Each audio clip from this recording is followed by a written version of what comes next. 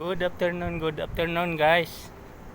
Ito, i-check up namin tong namamatay buhay, patay buhay.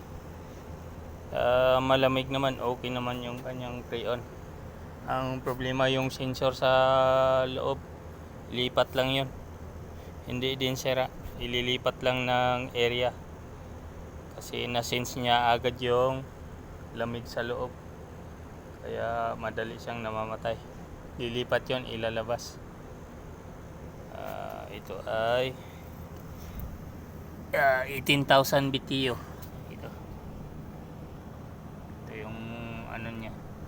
Titingnan sa baba pag na yung sensor na ilipat, paanda rin yun ulit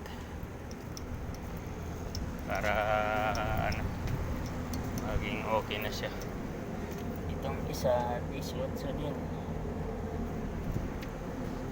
Lalaman natin pag na.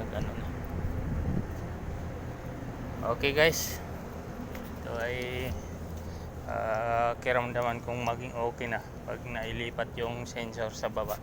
Okay guys, bye bye, God bless. Dito nga pala ako sa bahay ng Amer, mayaman, daming kusinero, daming katulong Pilipina. Ayan nasa rooftop ako. Ayan, sa rooftop. Ayan, kita ninyo guys. Yan. Okay guys, bye bye ako, bye bye. God bless po, God bless.